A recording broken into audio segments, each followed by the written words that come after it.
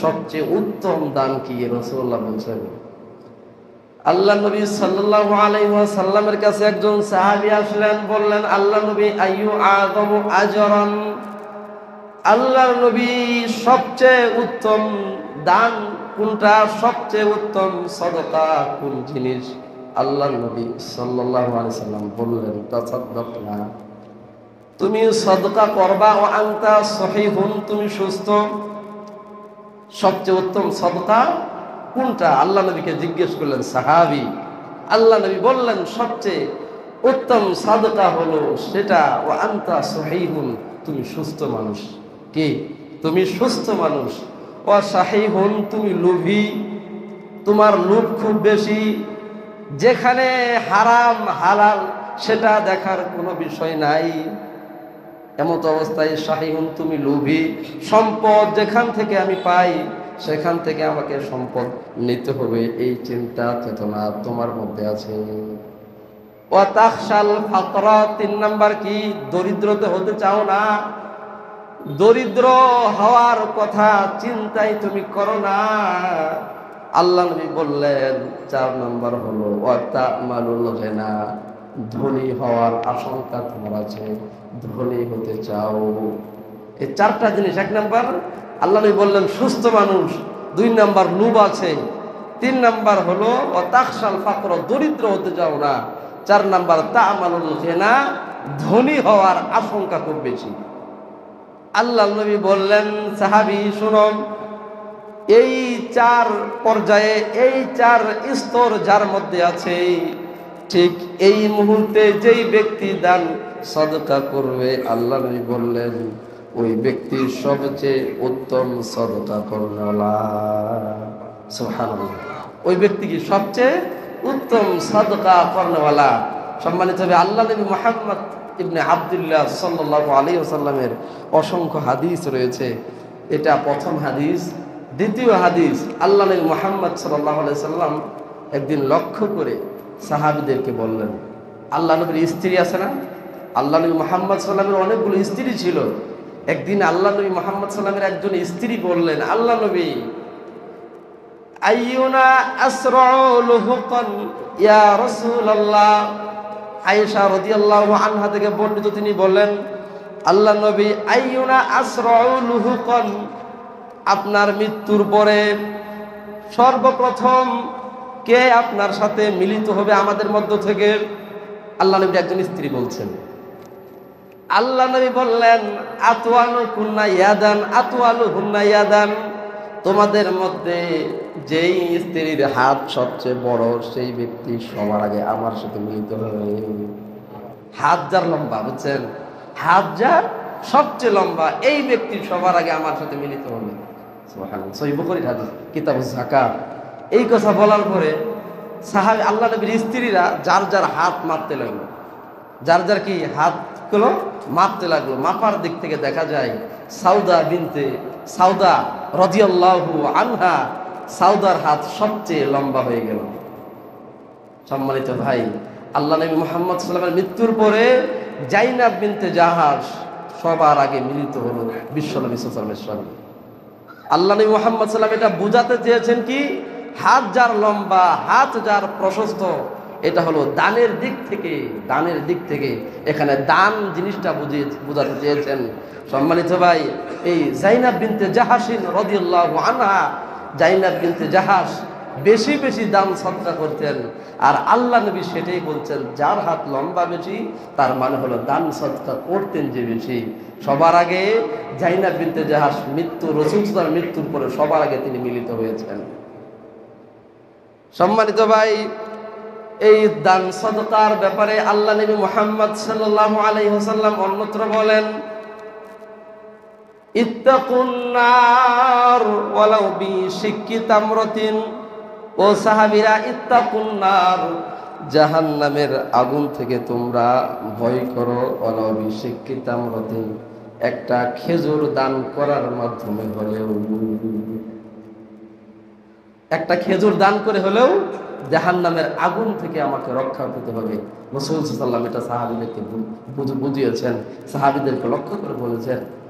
একদিন আল্লাহ নবী মুহাম্মদ সাল্লাল্লাহু আলাইহি ওয়াসাল্লামের সামনে দুজন সাহাবী এসে বলছেন, ইয়া রাসূলুল্লাহ, আল্লাহ নবী, আমি তো দরিদ্র, আমি খুব গরিব মানুষ।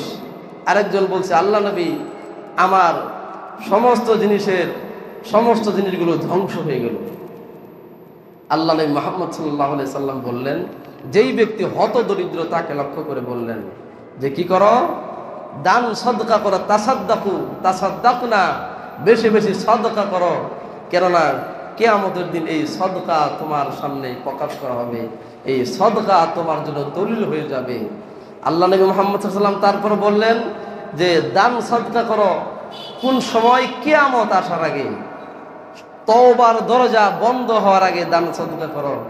রাসূল সাল্লাল্লাহু আলাইহি ওয়াসাল্লাম যখন এই কথা বললেন আর হত দরিদ্রকে লক্ষ্য করে বললেন যে তোমাদের মধ্যে এমন কোন ব্যক্তি আছে কি, তোমাদের মধ্যে এমন কোন ব্যক্তি আছো কি যেই ব্যক্তি সবচাইতে সবার আগে সবচেয়ে বেশি দান সদকা করো, দান সদকা কিয়ামতের দিন দলিল হবে।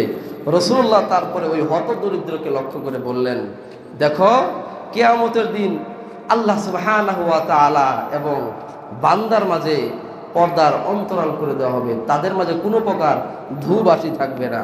সেদিন প্রত্যেকের আমলের হিসাব হবে, প্রত্যেকে আমল দেখাবে। সেদিন আমলের উপরে যাচাই বাছাই হবে, ব্যক্তি জান্নাতি না জাহান্নামী, ব্যক্তি জান্নাতি না জাহান্নামী আমলের উপরে নির্ভর করবে।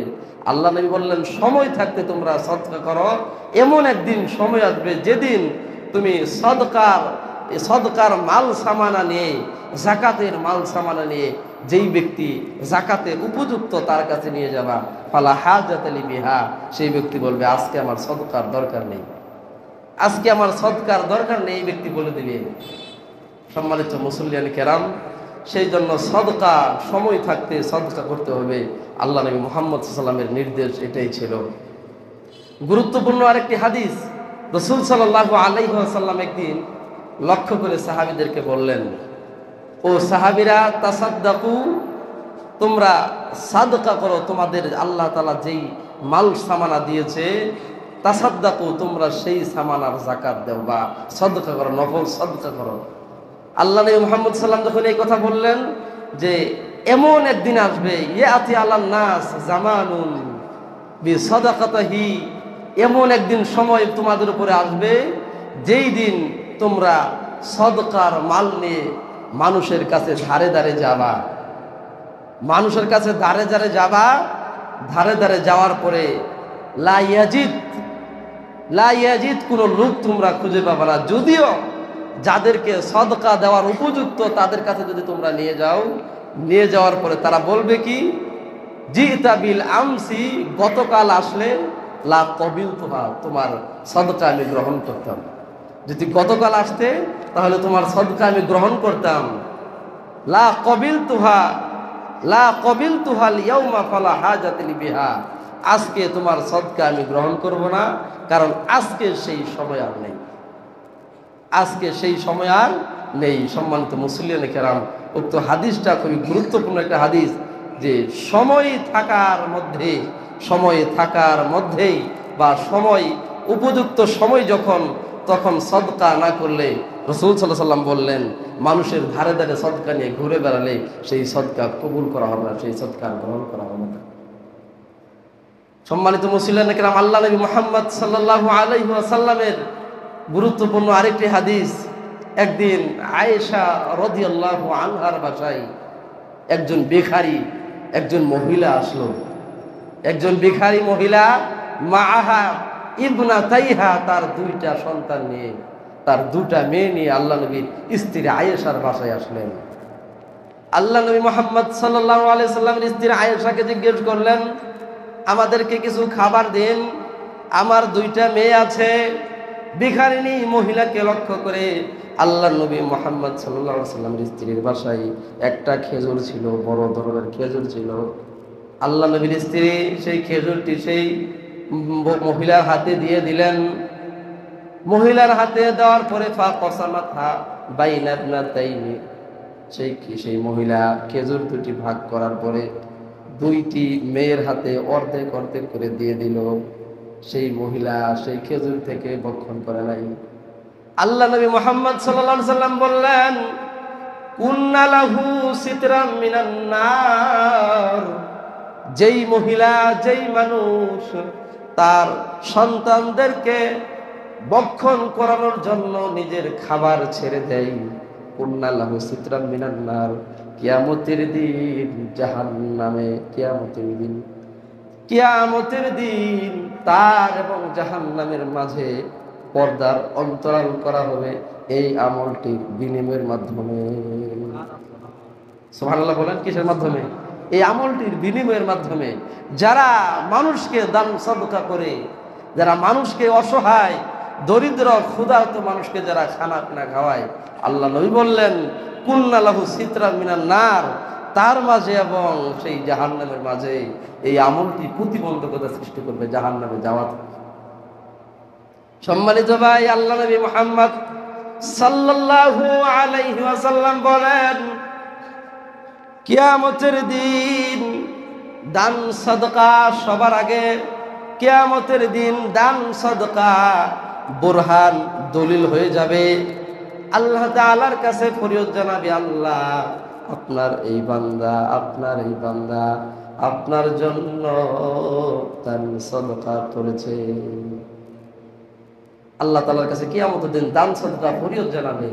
সম্মানিত ভাই, রাসূল সাল্লাল্লাহু আলাইহি ওয়াসাল্লামের অসংখ্য সাহাবী ছিল। তাদের মধ্যে গুরুত্বপূর্ণ একজন সাহাবী আব্দুল্লাহ ইবনে মাসউদ রাদিয়াল্লাহু আনহু।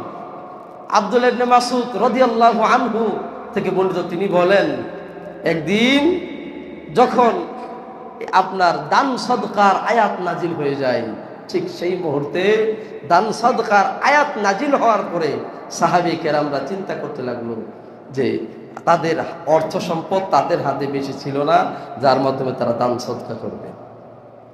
এই আয়াত নাজিল হওয়ার পরে, দান সদকার আয়াত নাজিল হওয়ার পরে সাহাবী কেরাম আব্দুল্লাহ ইবনে মাসউদ রাদিয়াল্লাহু আনহু তিনি বাজারে গেলেন। তিনি বাজারে গিয়ে ইলা সুক আমারনা ইনতালাকা ইলা সুকি, তারা বাজারের দিকে গেলেন। যাওয়ার পরে বাজারে আজকে যারা কুলির কাজ করছে, যারা বোঝা বহন করে, যারা দোকান ঘরে দিয়ে আসে, যারা আজকে বিশাল বিশাল বোঝা বহন করে দৈনন্দিন যে ইনকাম করে, সেই সমস্ত সাহাবীরা দৈনন্দিন কুলি মজুরের কাজ করে তারা অর্থ ইনকাম করে তারা দান সদকা করতেন।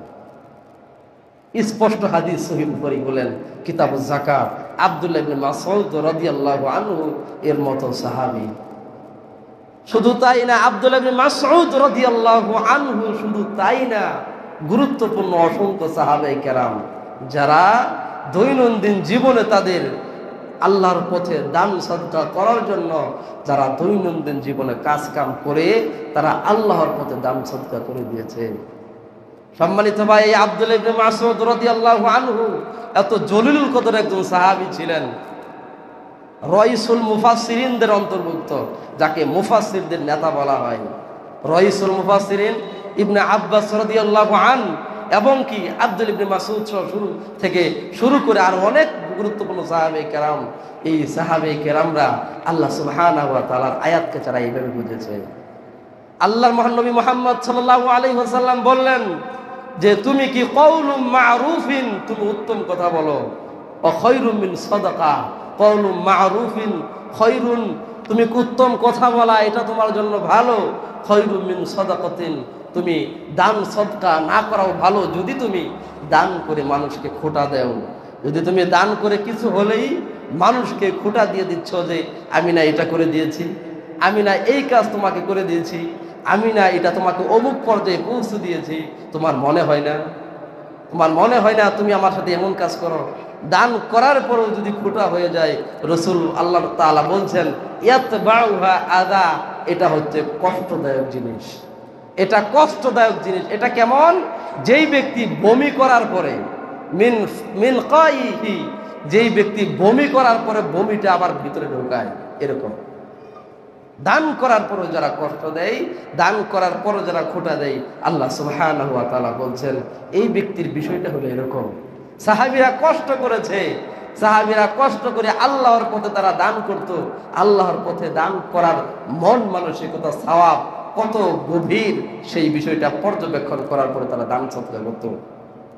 সম্মানিত মুসলিম কেরাম, আল্লাহ সুবহানাহু ওয়া তাআলার গুরুত্বপূর্ণ আয়াত তিনি বলে দিয়েছেন, দান সদকা যারা করে, আল্লাহ সুবহানাহু ওয়া তাআলা বলছেন, আল্লাযীনা ইউনফিকুনা আমওয়ালাহুম ফি সাবিলিল্লাহ। ও হে মানুষ সকল, তোমরা যারা আল্লাযীনা ইউনফিকুনা আমওয়ালাহুম, যারা তোমাদের সম্পদ ফি সাবিলিল্লাহ আল্লাহর পথে খরচ করো, লা ইউতবিউনা মা আনফাকু, তোমরা লা ইউতবিউনা মা আনফাকু মান্না ওয়ালা আযাল্লাহুম, তোমরা দান করার পরে মান্নাও খোঁটা দিও না, দান করার পরে কষ্ট দিও না, ক্লেশ দিও না, খুঁটা দিও না। আজরন ফালাহুম আজরুহুম মান্না ওয়া আনফাকু মান্না ওয়ালা আজরুল্লাহুম হাসানাত। আল্লাহ তাআলার কাছে যদি তোমরা খোঁটা না দাও, আল্লাহ সুবহানাহু ওয়া তাআলা তোমাদের জন্য পর্যাপ্ত পরিমাণ সওয়াব নির্ধারণ করে রেখেছেন, পর্যাপ্ত পরিমাণ আজরন হাসানা নির্ধারণ করে রেখেছেন।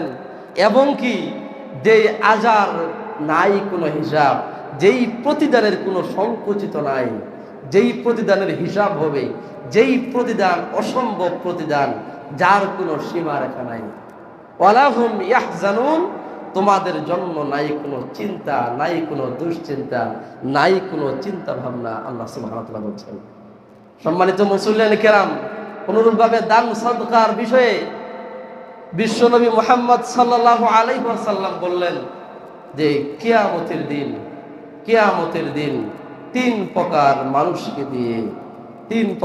মানুষকে দিয়ে আল্লাহ জাহান্নামের আগুন ধরাবেন, জাহান্নামের আগুন শুরু করবেন তিন প্রকার মানুষকে দিয়ে। সহিহ মুসলিমের হাদিস। তার মধ্যে উল্লেখযোগ্য এক প্রকার হলো যারা দান করার পরে যারা অহংকার করে, জনসম্মুখে যারা দান করে, জনসম্মুখে যারা দান করে খোঁটা দেয়, যারা মানুষকে কিছু হলে সেই কথা বলে, এই কথা বলে, বিভিন্ন রকমের কথা বলে যারা খোঁটা দেয়। রাসূলুল্লাহ বলছেন কিয়ামতের দিন এই দানশীলকে ডাকা হবে যে তুমি কেন দান করেছ? তখন সেই ব্যক্তি বলবে, আল্লাহ আমি আপনার রাজি অল খুশি, আপনার রেদা, আপনার সন্তুষ্টি, আপনার খুশি, আপনার আনন্দের জন্য আমি দান করেছি।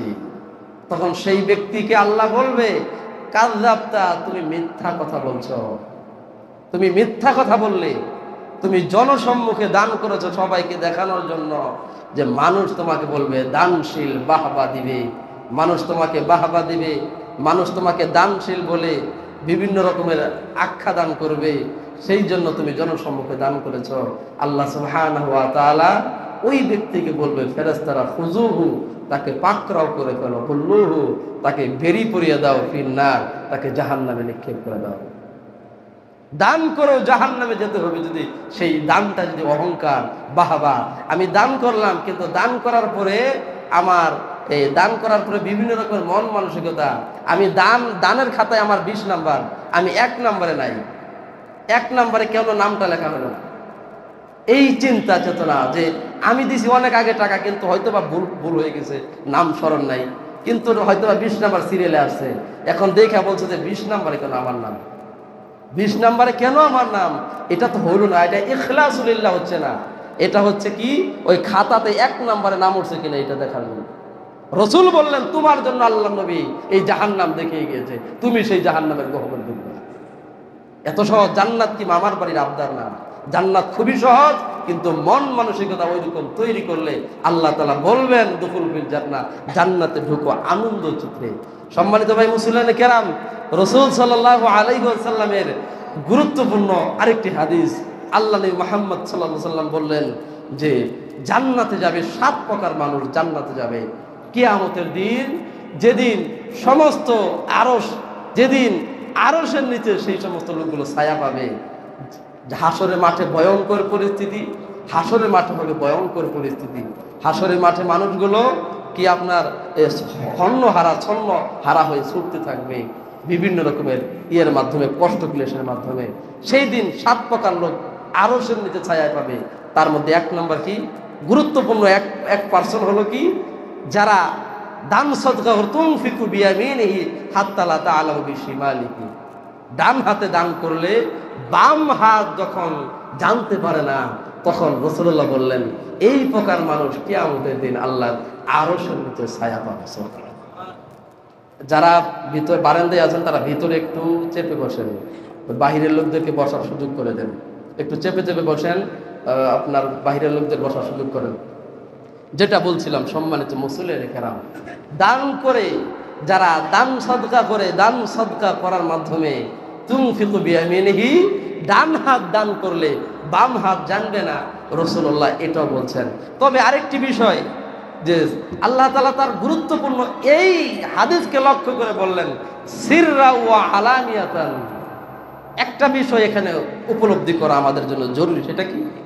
এমন ভাবে আপনার অন্তরে যদি চাই যে আমি এখানে সম্মুখে দান করলে আমার অহংকার বাড়বে না, আল্লাহ তাআলা আবার এটাও বলছেন সিররা ওয়া আলানিয়াতান, তোমাদের মধ্যে যারা গোপনে বা প্রকাশ্যে দান করে তাদের জন্য আজরান হাসানা, বিশাল প্রতিদান। এখানে লক্ষণীয় কোনটা? আপনি যদি মনে করেন যে আমি প্রকাশ্যে দান করলে আমার অহংকার বৃদ্ধি হয়ে যাবে, তাহলে প্রকাশ্যে দান করা দরকার নেই। আর যদি মনে করেন যে গোপনে দান করলে ভালো, এইটা তাদের ক্ষেত্রে বলা হয়েছে যারা প্রকাশ্যে দান করলে যাদের অহংকার এবং কি নিজের গৌরবান্বিত, এটা যাদের প্রকাশ পায় না, তাদের ক্ষেত্রে বলা হয়েছে তোমরা প্রকাশ্যে দান সদকা করো। সম্মানিত ভাই, রাসূল সাল্লাল্লাহু আলাইহি ওয়াসাল্লাম বলেন দান সদকার ব্যাপারে আবু তলহা রাদিয়াল্লাহু আনহু, আপনার নাম শুনেছেন না? আবু তলহা ইবনে উবাইদিল্লাহ রাদিয়াল্লাহু আনহু। এই তলহা, আবু তলহা কত গুরুত্বপূর্ণ একজন সাহাবী ছিলেন। আবু তলহা রাদিয়াল্লাহু আনহু একদিন হঠাৎ করে আল্লাহ নবী মুহাম্মদ সাল্লাল্লাহু আলাইহি ওয়াসাল্লামের সামনে উপস্থিত হয়ে বললেন, আল্লাহ নবী, মদিনাতুল মুনাওয়ারা মসজিদে নববীর সামনে বাইরুহা নামক বিশাল বড় খেজুরের বাগান আবু তলহার ছিল। আবু তলহা মসজিদে নববীর সামনে বিশাল বড় বাগান, অনেক বড় বাগান, এই খেজুরের বাগান। এই খেজুরের বাগানটা কি আপনার হঠাৎ করে একদিন আল্লাহ তাআলা আয়াত নাযিল করলেন, লান তানালুল বিররা হাত্তা তুনফিকু মিম্মা তুহিব্বুন। আল্লাহ বললেন তোমাদের মধ্যে কেউ ততক্ষণ পর্যন্ত কল্যাণে থাকবে না যতক্ষণ পর্যন্ত তার প্রিয় বস্তু আপনার দান না করবে। কি আয়াতটা কি? আল্লাহ তাআলা এটা বলছেন সূরা আল ইমরান, লান তানালুল বিররা হাত্তা তুনফিকু মিম্মা তুহিব্বুন। মাইক দেখেন, তোমাদের মধ্যে ততক্ষণ পর্যন্ত কেউ কল্যাণে থাকবে না। কি থাকবে না? কল্যাণে থাকবে না। হাত্তা তুনফিকু মিম্মা তুহিব্বুন, যতক্ষণ পর্যন্ত তার কোন ব্যক্তি তার পছন্দের জিনিস, নিজে যেটা ভালোবাসে সেটা আল্লাহর পথে দান না করবে। সুবহানাল্লাহ। অর্থাৎ আপনার প্রিয় বস্তু কি? আপনার জগতের মধ্যে সবচেয়ে উত্তম কোন জিনিস আপনার, সেই জিনিসটা তাকিদ স্বরূপ বুঝিয়েছেন। সেই জিনিসটা আপনার জাকাতের পরিমাণ অনেক, আপনি ভুলেও দান সদকা করেন না। এটা তাদেরকে লক্ষ্য করে বলা হয়েছে যাদের অনেক প্রিয় বস্তু, যেমন মক্কা মদিনাতে যেমন আপনার হুমরুন নিয়াম, লাল উট সবচেয়ে পছন্দের জিনিস ছিল তাদের, অনুরূপভাবে আমাদের যাদের পছন্দের জিনিস তাদেরকে লক্ষ্য করে বলছেন তোমাদের মধ্যে যাদের সবচেয়ে প্রিয় বস্তু আল্লাহর পথে দান সদকা না করবা, ততক্ষণ পর্যন্ত তোমরা সফলতা অর্জন করতে পারবা না। ততক্ষণ পর্যন্ত মিম্মা তুহিব্বুন, ততক্ষণ পর্যন্ত আল্লাহর প্রিয় পাত্র হতে পারবা না। এই আয়াত যখন নাজিল হয়, আবু তলহা রাদিয়াল্লাহু আনহু, আবু তলহার মসজিদে নববীর সামনে বাইরুহা, বিশাল বড় একটা খেজুরের বাগান, তার সামনে ছিল ঝর্ণা, বিশাল বড় ঝর্ণা, সেখান দিয়ে যখন আপনার রাস্তা দিয়ে পথিক চলাচল করত, পানি পিপাসিত হলে তারা সেই ঝর্ণা থেকে পানি পান করতেন। হঠাৎ করে একদিন আল্লাহ নবীর এই আয়াত শোনার পরে বলছেন, আল্লাহ নবী, আমার খেজুরের বাগান আমি ফি সাবিলিল্লাহ, আল্লাহর পথে দান সদকা করে দিলাম। সুবহানাল্লাহ বললেন না? আল্লাহ নবী, আমার এই খেজুরের বাগান আমি আল্লাহর পথে দিয়ে দিলাম উক্ত আয়াত নাজিল হওয়ার পর। এই কথা যখন বলল, আল্লাহ নবী বললেন, আবু তলহা, মালুন রবিহুন, যালিকা মালুন রবিহুন। আবু তলহা, এই মালের, তোমার এই সম্পদের অনেক দাম, তোমার এই সম্পদ মালুন রাবিহুন, কি সম্পদ? অনেক সম্পদ। তোমার এই সম্পদের এই টাকা অনেক অনেক অনেক সম্পদ। আল্লাহ নবী সাল্লাল্লাহু আলাইহি ওয়াসাল্লাম এই কথা বললেন। এই কথা বলার পরে আল্লাহ নবী মুহাম্মদ সাল্লাল্লাহু আলাইহি ওয়াসাল্লাম বললেন, আবু তলহা, তুমি নির্দিষ্ট করে আল্লাহর পথে এইভাবে নাথ বলে তুমি তোমার আত্মীয় আল আকরিব, তোমার যারা নিকটতম আত্মীয় আছে তাদেরকে তুমি দান সাদকা করে দাও। আবু তালহা রাদিয়াল্লাহু আনহু কি করলেন? আবু তালহা রাদিয়াল্লাহু আনহু তার যারা নিকটাত্মীয়তম, তার চাচা ছিল, তার যারা নিকটাত্মীয়তম, তার চাচা এবং তার ফুফু, তার ফুফা, এদেরকে তিনি দান সাদকা করে দিলেন। সম্মানিত ভাই, এই আবু তলহা, আরেকটি হাদিস কি, এই আবু তলহার কর্মকাণ্ডে আল্লাহ তাআলা উপর থেকে হেসে দিয়েছেন। হাদিসের স্পষ্ট বিবরণ কেমন? একদিন হঠাৎ করে রাসূল সাল্লাল্লাহু আলাইহি ওয়াসাল্লামের দরবারে একজন সাহাবী এসে বলছেন, আল্লাহ নবী, আমি ক্ষুধার্ত, আমি কিছু খাইনি, আমি ক্ষুধার্ত, আমি আপনার অনেক ক্ষুধার্ত, আমি কিছু খাইনি, আমার খুব ক্ষুধা লেগেছে, আমার খুব আপনার এমন প্রচন্ড ক্ষুধা লেগেছে। এই কথা বলতে লাগলে আল্লাহ নবী মুহাম্মদ সাল্লাল্লাহু আলাইহি ওয়াসাল্লামের বাসায়ও খাবার নেই। আল্লাহ নবী বললেন, তোমাদের মধ্যে কে আছো যার সামর্থ্য আছে এই আবু তালহার, তোমাদের মধ্যে কার সামর্থ্য আছে যার বাসায় এই একজন লোককে মেহমানদারি করতে পারবা? তখন এই আবু তালহা বলছেন, আবু তালহার বাসায় একটি রুটি ছিল, একটি মাত্র রুটি ছিল আবু তালহার বাসায়। তখন আল্লাহ নবী মুহাম্মদ সাল্লাল্লাহু আলাইহি ওয়াসাল্লামের এই কথা শুনে আবু তালহা বলছেন, আল্লাহ নবী, আমি মেহমানদারি করবো আপনার একজনকে। এই আবু তালহা রাদিয়াল্লাহু আনহু সেই সাহাবীকে বাসায় নিয়ে গেলেন, স্ত্রীকে ডাক দিলেন, স্ত্রী ঘর হতে বাহির হয়ে যাও, একজন মেহমান আজকে বাসায় এসেছে, একজন মেহমান বাসায় এসেছে। আবু তালহার স্ত্রী বলছে, একটি মাত্র রুটি আছে বাসায়, একটি মাত্র রুটি, আর কোনো খাবার নাই। সম্মানিত ভাই, সেটা কিভাবে হয় জানেন? এই কথা বলার পরে আবু তালহা বললেন, স্ত্রী, তুমি এই আমার এই মেহমানকে তুমি খাবারটি দিয়ে দাও, আর পাশে পর্দা ফেলে দেওয়া হোক। আর পাশে আমরা কি করে, তারা এই খাবারটা মেহমানকে দেওয়ার পরে খাওয়ার যে একটা আওয়াজ হয়, একটা খাইলে খাবার যখন আমরা খাই একটা তো শব্দ হয় মিনিমাম, এই শব্দটা তারা অভিনয় করছে এই পাশে, আর ওই পাশে সেই মেহমান খাচ্ছে। এই দৃষ্টান্ত দেখে আসমান থেকে আল্লাহ হেসে দিলেন এবং কি বিশ্বনবী মুহাম্মদ সাল্লাল্লাহু আলাইহি ওয়াসাল্লামের কাছে এই আবু তালহার প্রশংসা করলেন, আর জান্নাতে 10 জনের মধ্যে এই আবু তালহার নাম আল্লাহ তাআলা লিপিবদ্ধ করে দিলেন।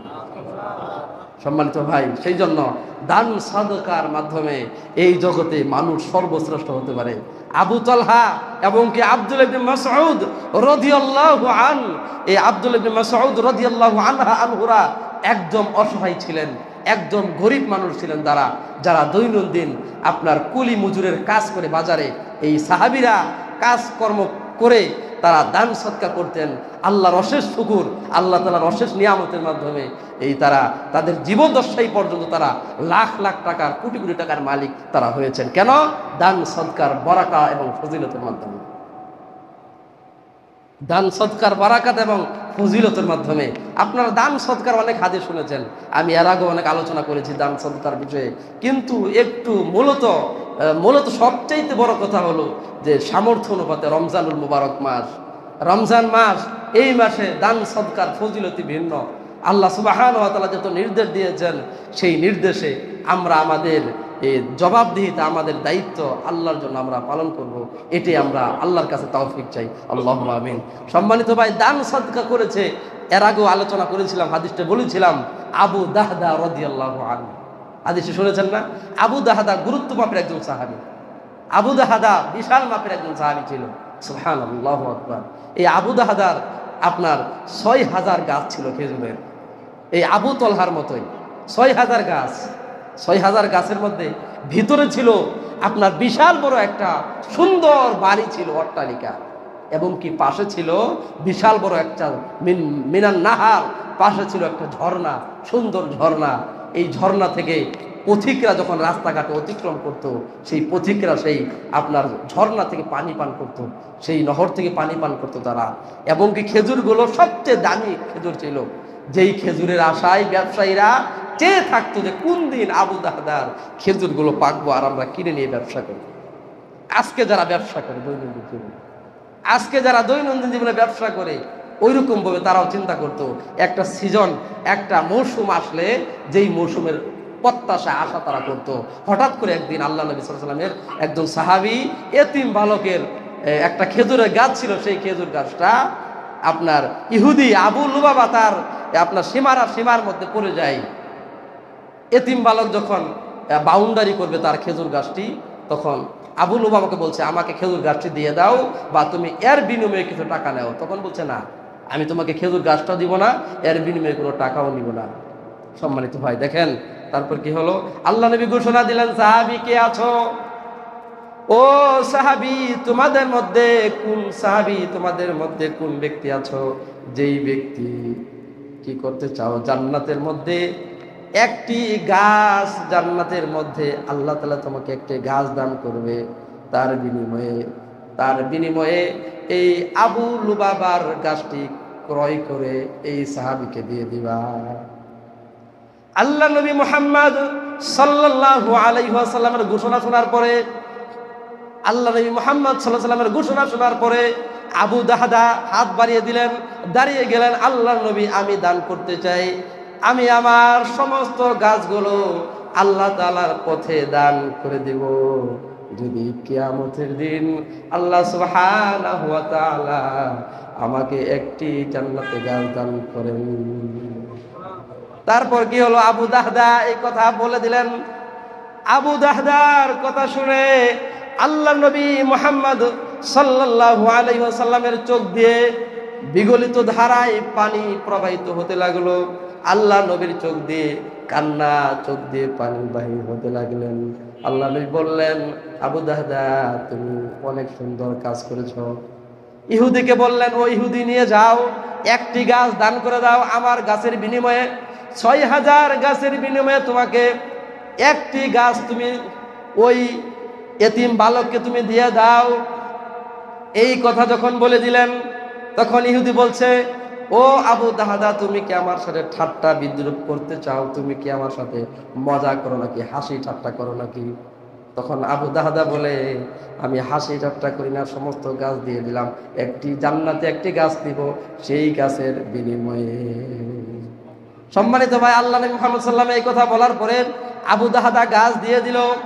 আবু লুবাবা ইহুদি বলছে, আমি রাজি, আমি খুশি হয়ে গেলাম, তোমার গাছগুলো আমি নিয়ে নিলাম। আল্লাহ নবী সাল্লাল্লাহু আলাইহি ওয়াসাল্লাম বললেন, আবু দাহদা তুমি এমন সুন্দর কাজ করেছো, তুমি এত সুন্দর কাজ করেছো যে আল্লাহ তোমাকে দেখতে পাচ্ছে, তোমার জন্য জান্নাতের মধ্যে আল্লাহ এত এত গাছ তৈরি করেছেন, এত এত গাছ প্রস্তুত করে রেখেছেন, যেই গাছের মধ্যে এত এত খেজুর ঝুলে আছে, এত এত কাঁদি কাঁদি খেজুর ঝুলে আছে, যার কোনো হিসাব নাই। আবু দাহদা আল্লাহ তোমার প্রতি রাজি খুশি হয়ে গেছে। আবু দাহদা আল্লাহ তোমার প্রতি রাজি খুশি হয়ে গেছে। আবু দাহদা এই কথা বলার পরে আবু দাহদা তার বাসায় আসে। আবু দাহদা বাসায় আসার বলে, ও স্ত্রী তুমি বাহির হয়ে যাও ঘর থেকে। কেন বাহির হব? ও স্ত্রী, আমি সুন্দর ব্যবসা করে এসেছি। কেমন ব্যবসা? আমি আমার সমস্ত কিছুকে দান করে দিয়েছি আল্লাহর পথে, কেননা জান্নাতে আমি একটি খেজুর গাছ নিব। স্ত্রী বললেন, ও গো স্বামী, কত সুন্দর ব্যবসা তুমি করে এসেছো, কত সুন্দর ব্যবসা তুমি করেছো, তোমার ব্যবসার তুলনা নাই। সমস্ত কিছু নিয়ে আবু দাহদা এবং স্ত্রী ঘর থেকে বাহির হয়ে গেলেন। সম্মানিত ভাই, এটা ছিল সাহাবে কেরাম আল ইজম, গুরুত্বপূর্ণ সাহাবী যারা আল্লাহর জন্য যারা নিজের জীবনকে যারা উৎসর্গ করতেন, আল্লাহর জন্য যারা রাসূল সাল্লাল্লাহু আলাইহি সাল্লামের ভালোবাসার জন্য যারা নিজের মূল্যবান, নিজের সবচেয়ে ঘনিষ্ঠতম জিনিস, নিজের সবচাইতে পাওয়ারফুল, নিজের সবচেয়ে দামি যে জিনিসগুলো আল্লাহর পথে তারা দিয়ে দিয়েছেন। জানেন না? উসমান রাদিয়াল্লাহু আনহুর ঘটনা তো জানেন, আবু বকর সিদ্দিকের ঘটনা জানেন। আবু বকর সিদ্দিক বললেন, আল্লাহ নবী, আমি আমার বাসা থেকে যা ছিল সব কিছু দিয়ে দিলাম, আল্লাহ এবং তার রাসূলকে আমার বাসায় রেখে যা ছিল সব দিয়ে দিলাম। সুবহানাল্লাহ। এরা ছিল, এদের মন মানসিকতা, এদের চিন্তাধারা, এদের চিন্তা আসমান সমপরিমাণ। এদের চিন্তা ছিল বিশাল, আল্লাহর জন্যই তারা মূলত জগতে এসেছিল, আল্লাহর জন্য। তারা মনে হয় জগতে আল্লাহর জন্য এসেছে, আমরা যেন জগতে আল্লাহর জন্য হতে পারি, আল্লাহর জন্যই যেন আমরা করতে পারি, সেই তৌফিক চাই। আল্লাহ তাআলা আমাদের কবুল ও মঞ্জুর করুন। এবং কি দান সাদকার যে গুরুত্ব ফজিলত, এই গুরুত্ব ফজিলত আমাদের বুঝার মাধ্যমে আমরা যেন আল্লাহ এবং তার রাসূলের পথে বেশি বেশি দান সাদকা করি, সেই তৌফিক চাই। আল্লাহুম্মা আমিন।